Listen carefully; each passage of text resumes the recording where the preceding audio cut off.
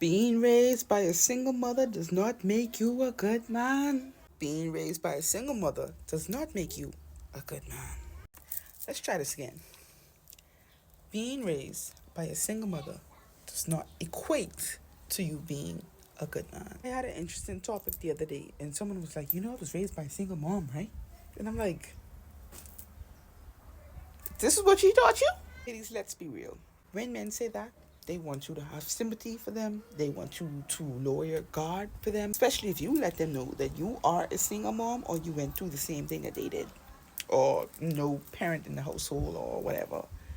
They be like, oh, I went through what you went through. I know the struggle. Time they be the main ones perpetrating that same fucking struggle. Don't fall for it. Listen, I've adopted this fact that anybody I'm dating, they're not gonna know much about me until the time is right. You're not gonna know about my struggles. You're not gonna know about my hardships. You're not gonna know about my family life or problems. You're not gonna know anything. Everything is white roses and fences, because at the end of the day, men will use that to lower your guard as a woman. For those who want to get offended at this, y'all know why. Y'all ain't shit. My people, you feel a shift with me, right? The shift that has been shifting, that feels very shifty. You're noticing what no longer aligns with you, especially when it comes to people.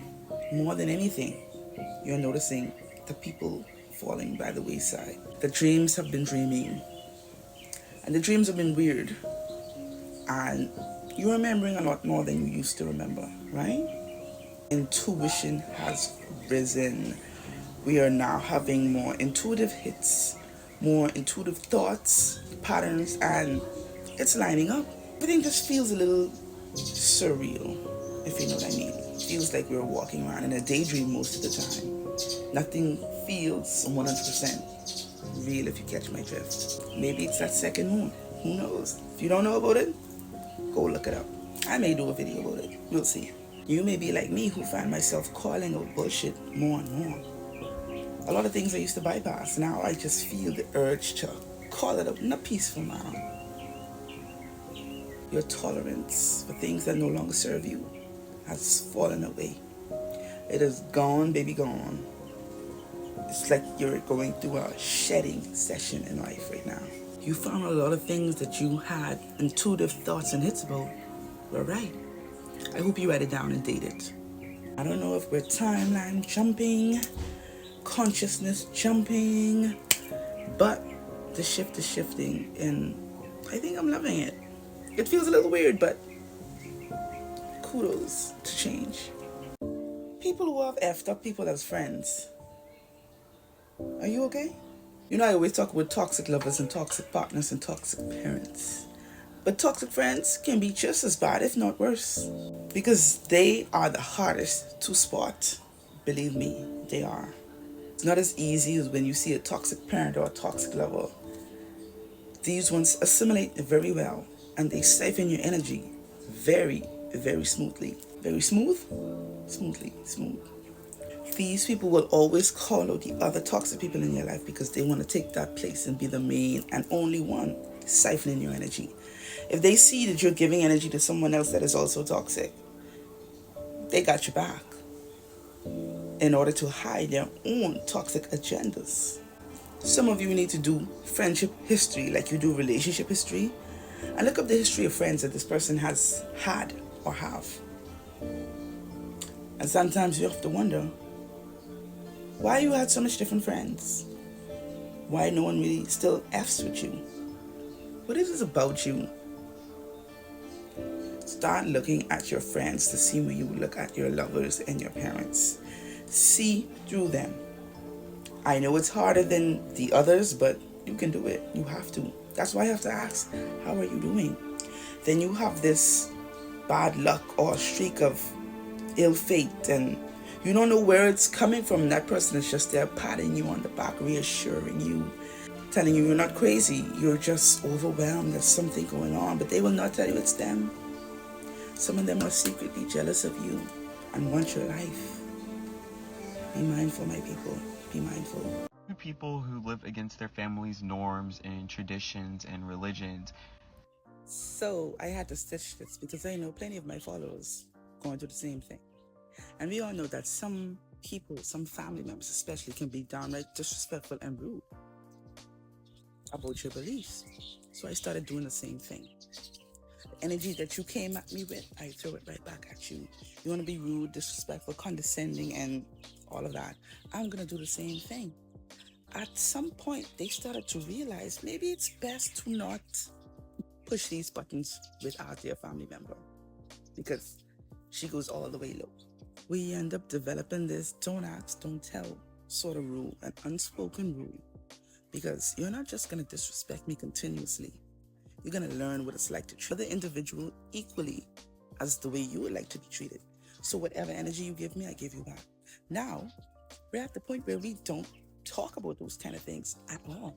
I don't mind. I don't mind at all. I am not saying that this is going to work for everyone because it clearly is not. Everyone's family is different. Everyone is different. But you have to put a standard and stand your ground at some point to let people know that it's not okay to treat me that way. And if you continue treating me this way, you will get treated the exact same way. So my family, they don't bring it up at all. They don't bring up my spirituality, my practices, nothing. And I don't bring up none of their stuff either.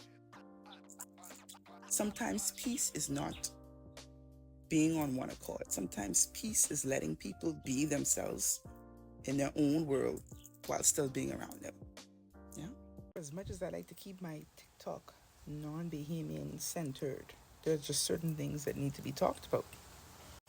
And those of you who follow me or who've seen some of my videos know exactly that this is the kind of topic I talk about.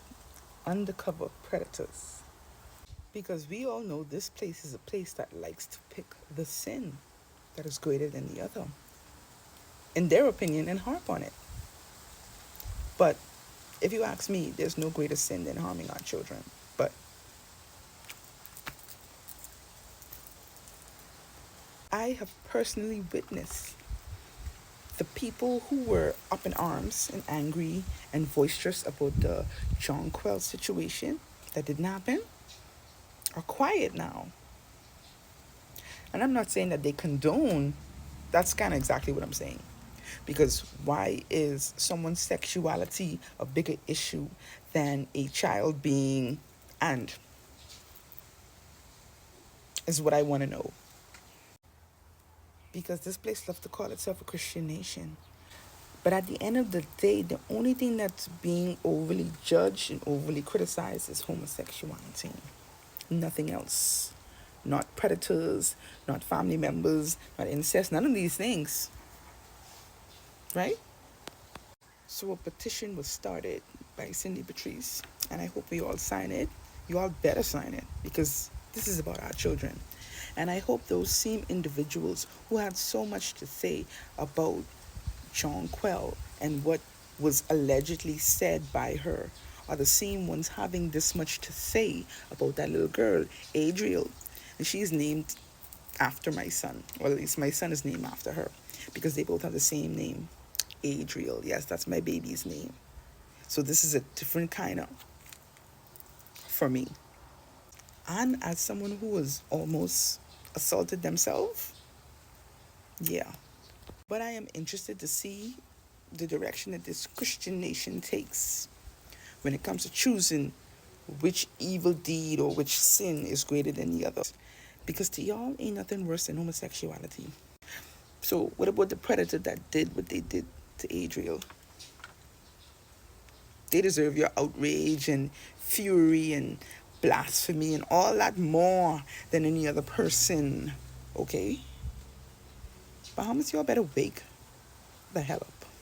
I want to say something else, but y'all better wake up. Wake up. Stop protecting those who harm children.